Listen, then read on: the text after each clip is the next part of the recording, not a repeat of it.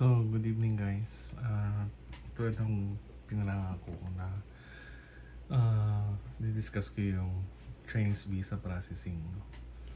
So, start muna tayo dun sa requirements. Actually, tumawag ako diretso dun sa visa processing office nila, yung sa Noble o Nobel Plaza Building. Nakalimutan ko yung exact name niya. Masyadong hindi maliwanag yung pagkakasabi niya. So, ang sabi niya sa akin is kung ano yung normal na nasa website, yun po yung requirements. Dalawa yung lumabas na requirements. Isang luma at saka isang bago. So, ayoko lang din magkamali yung iba na gusto mag-apply. So, i-discuss ko na talaga ano yung actual na kinuha, no, ng Chinese visa processing. So, kung first time applicant ka, wag ka nang umasang makaka-multiple visa ka. Ang style is single, and then double, and then multiple. So, dadaan ka talaga lahat doon. Yun talaga ang process. So, let's discuss muna yung single and first time Chinese visa applicant. So, a requirement, bank certificate na merong 6 months bank statement or may ADB, may average daily balance, kasi minsan wala naman talagang binibigay yung bank. Then BIR stamp income tax return form. As you can see, no, in the past vlog ko, like kung sinasabi sa inyo, gumagawa ako ng letter for exemption kasi I'm a entrepreneur, non-bat ako, so hindi ako nag-file ng BIR stamp income tax return form. Although nagbabayad ako ng yearly, pero hindi naman kasi ako lumalagpas doon sa maximum ni BIR. Okay, so DTI, dahil business entrepreneur nga ako, BIR 2303 yung registration form. And then letterhead ng company ko explaining bakit wala akong may present na stamp na income tax return. Kung merong kayong mga changes sa pangalan, so certificate of name change, yan yung mga kailangan, no? COE, kung nagtatrabaho kayo, certificate of employment. Kung meron kayong lumang passport, kailangan yan, guys. Yun ang mali ko pero nag-grease ako na sige, submit ko na lang tong new kasi nga masyadong hindi malinaw yung pagkaka-explain sa akin sa processing center. And ang pinaka-importante sa lahat is yung ID picture kasi nailalagay nila sa Chinese visa.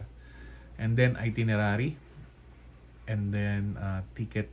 Strict sila sa ticket, kailangan may ticket ka, and reservation ng hotel.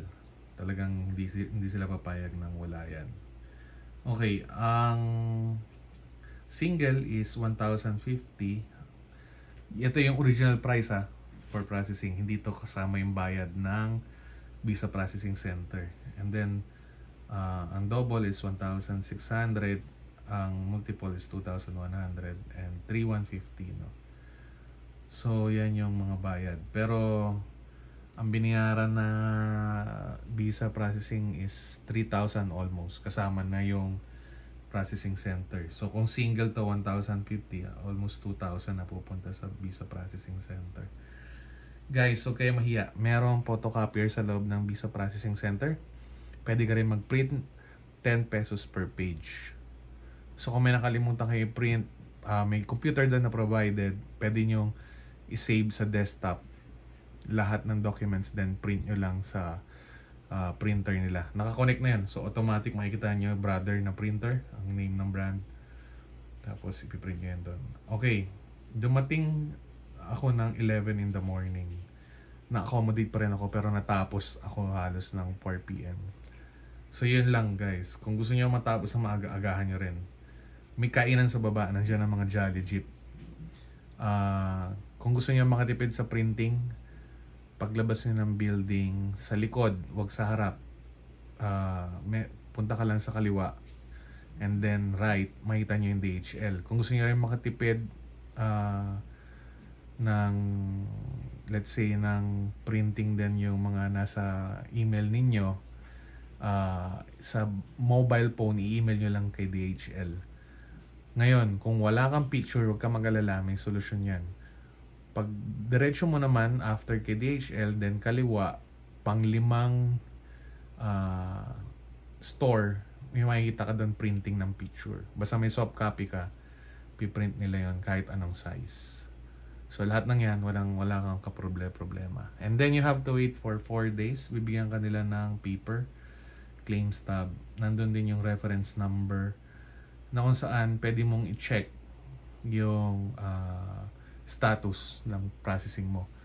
Unfortunately, no, 3 lang kasi yung makikita mo doon sa mismong nilog-inan mo. Ang makikita mo lang is receive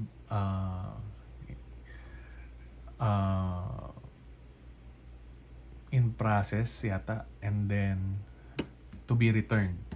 And last is returned. So yun lang yung challenge mo doon. Para sa more information, no, ito, meron naman website ang Chinese Embassy. Search na lang Chinese Embassy processing. No. Madali naman yung lalabas naman kaagad yan. So yun yung makikita ninyo. So balitaan ko kayo, update ko kayo kasi bukas ko palang pupuntahan kung pasa o hindi. Hopefully wala naman maging problema. Pero kung hindi man i-grant, actually transit lang naman talaga ako dyan, pwede naman ako hindi lumabas ng airport. Wala namang kaproblema yan. So ganun sila ka-different sa ibang mga countries, no? Sa mga susunod ko naman vlog, ibibigay ko naman sa inyo yung mga process na ginawa ko. Basta wag niyo lang kakalimutan yung bank certificate nyo, dapat may ADB, at least maximum of 6 months. Si BDO, nagbibigay yan ng resibo, so kailangan nyo siyang i-attach doon. Napaka-strict nila dyan, kaya dapat iingatan nyo. Pagpasok nyo sa 6th floor, kuha kayo kagad ng number kasi napakahaba talaga. And ang hirap kasi may mga travel agency na sumisingit na ang dami ang kakapal nung mga pinapasa nila. Kaya tumatagal. Pero kung 1 by 1 lang talaga, ang bilis lang talaga ng proseso. 27 counters sila. So lahat naman yun may tao. Mabilis din man sila mag-analyze ng document. Hindi ka naman nila tatablahin kung hindi kompleto. Pababalikin ka pa nga nila. Ganun sila kabait. Basta ma-print mo lang, ma-submit mo lang, okay sa kanila, walang problema. And hindi sila nag-lunch break, guys. So pabor yun sa mga applicants. Mga Pilipino naman yung nag-receive, so mababait naman sila. Nagpapa-approve sila sa Chinese boss nila. Marami mga seaman o seafarers. Siguro kasi doon dumadaong, no? So ayun, hindi ko lang alam kung mag-apply pa ako next time kasi parang sa lahat kasi sila yung pinakamahal eh. Buti pa si Japan, multiple niya is 1,500. Sulit na for 5 years. Ang multiple lang niya is 1 year validity lang. So, mahal pa. Kaya tingnan natin kung paano. Update ko kayo kung ano mangyayari. Now, meron lang akong announcement. Magbibigay ako ng round trip ticket sa Hong Kong using HK Express na plane for 1, pero may qualification or may requirement. So, ang una is you have to follow me on YouTube, Facebook, TikTok, lahat ng social media sites. So, ma-check ko naman yan kasi nagpa-prompt naman yan kung may nag-follow. And then you have to like all my videos, pictures, etc. Upon reaching yung 5,000 subscribers, I will post kung sino nanalo. This will be electronically drawn, no?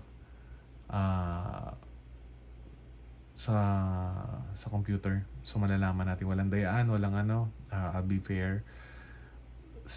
pag na-reach natin yung 5,000 subscriber, so magbibigay ako sa isang viewer natin ng round trip ticket. So kayo nang bahala guys sa hotel ninyo and yung pamasahe nyo or pocket money nyo in Hong Kong. So pag-aralan ko kung kasama ako, pero at least commit na ako sa inyo na bibigyan ko kayo ng round trip ticket to Hong Kong. So sino ka man, kung wala ka man passport, kumuha ka. Kung wala kang pambayad, bibigyan kita ng pambayad para makaalis ka lang. But of course, yung hotel mo and yung meal and transportation, ikaw na ang bahala. So again, once we reach 5,000 subscriber, we will electronically draw kung sino ang makakapunta ng Hong Kong. Okay, yan lang guys. Thank you.